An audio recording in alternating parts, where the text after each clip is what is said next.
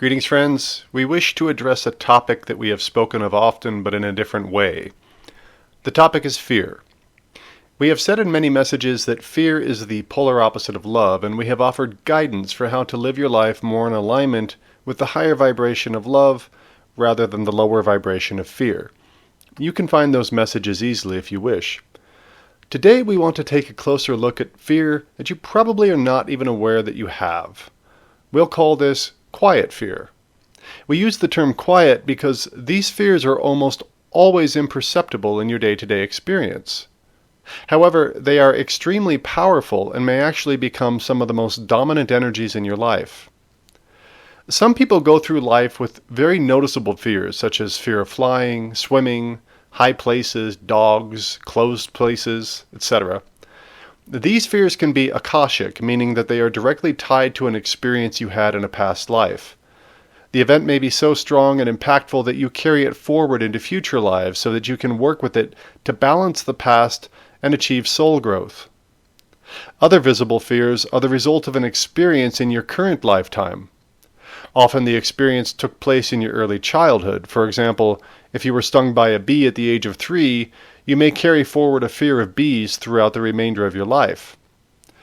Some very powerful fears are developed within a group consciousness because of their collective experience of the world. For example, non-dominant ethnic groups and people who identify as non-binary gender may routinely experience systemic abuse or repression, which leads to the very tangible fear of experience abuse in day-to-day life. These particular fears are all too common on the earth today and are often amplified by your media. The media is also very adept at stoking widespread fear by reinforcing unloving points of view. For example, the fear that a particular group of people, such as an ethnic group or political party that is not your own, is intent on taking away something that you hold dear, or imposing upon you something that you do not want. These fears are also very common in your world today, and we have spoken of that in previous messages as well. We have offered new perspectives from which to view the beliefs that underlie those fears, and we encourage you to take a look at those messages. But these are not the quiet fears that we speak of today. Quiet fears are subtle, so subtle that you are usually not aware of them, and yet they hold a tremendous amount of power over how you live your life. You typically don't recognize them as fears because they are not tied to any particular event. Rather, they spring from the totality of your life experiences, reinforcing themselves over time in a cycle of expectation and manifestation. In other words, you fear something in a subtle way, so subtle that you recognize it more as a thought or an opinion rather than emotion.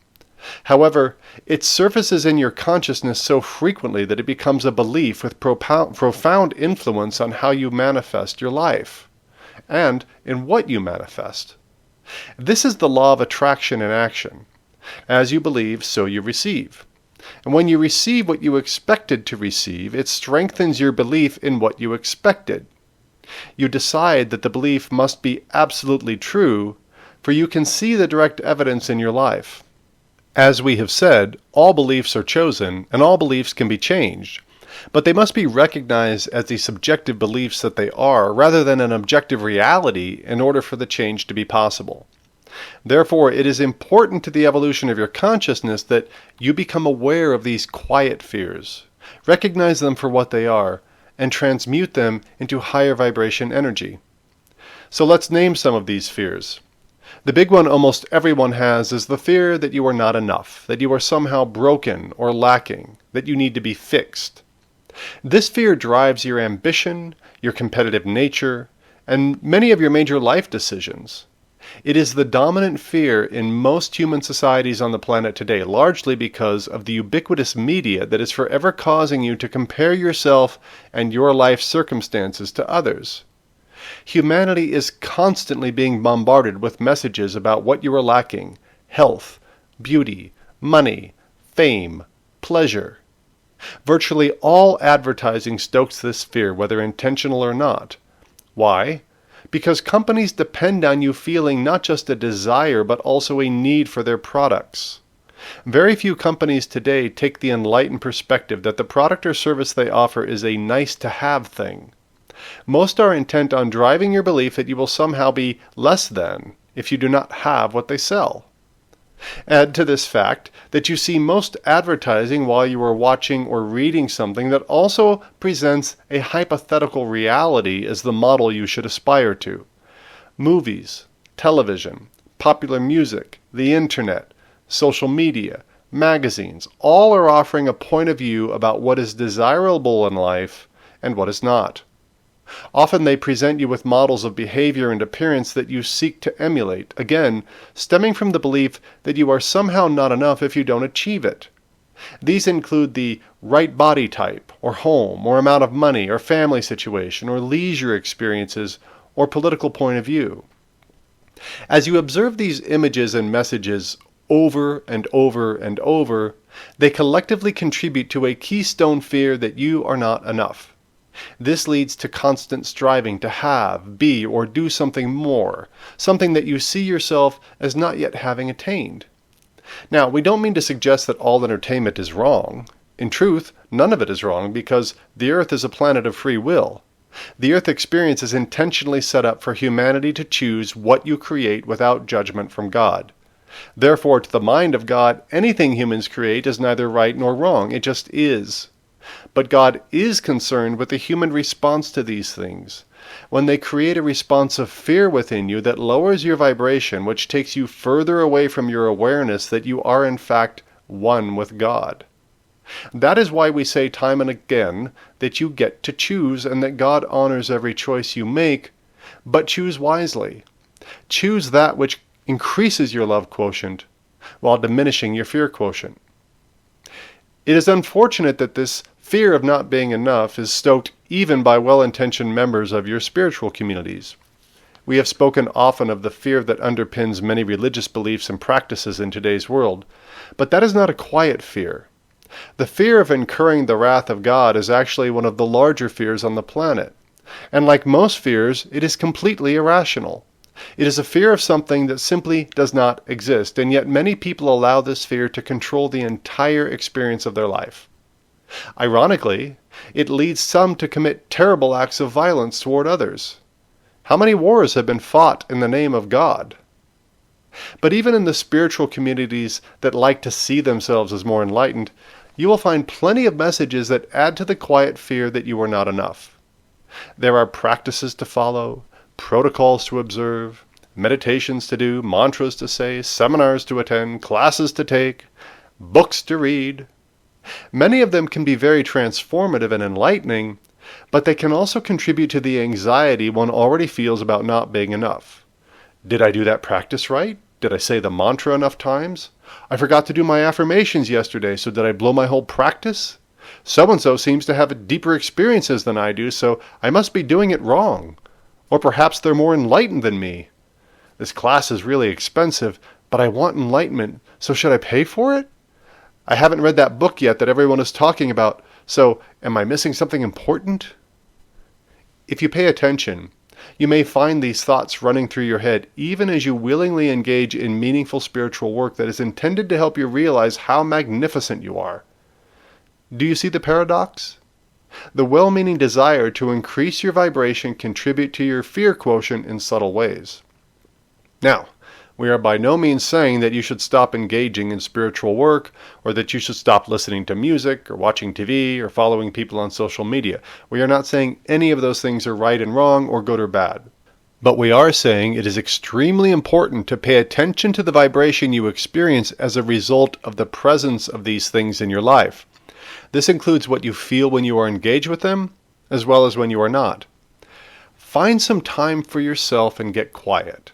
Take a few deep breaths to become centered within your own energy field, and then ask yourself questions like the following. What am I missing? What should I be doing? What should I be doing differently? Where am I lacking?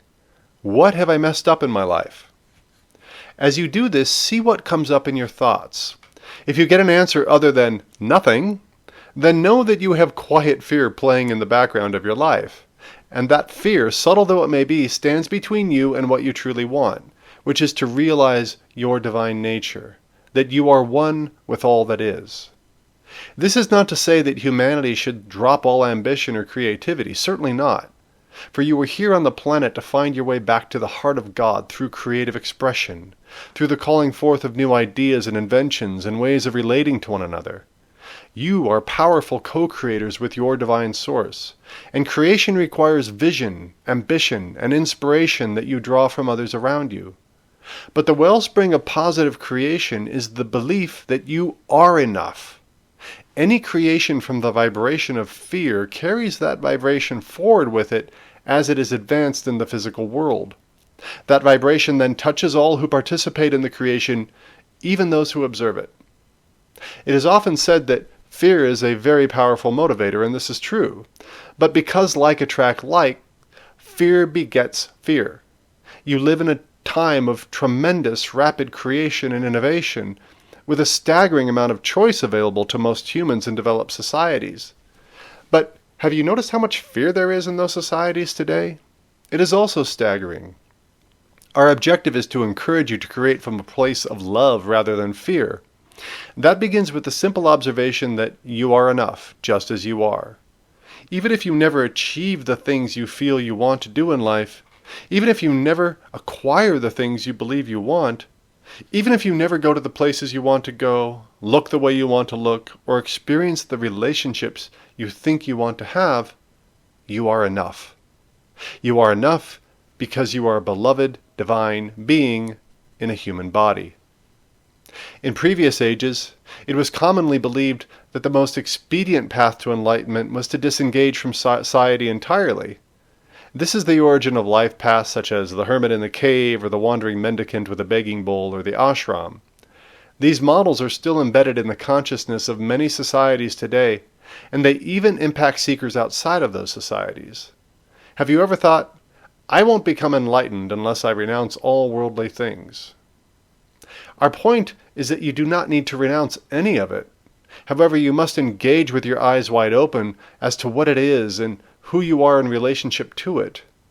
You can engage with almost anything on earth from a vibration of love, which includes joy, hope, compassion, and childlike wonder.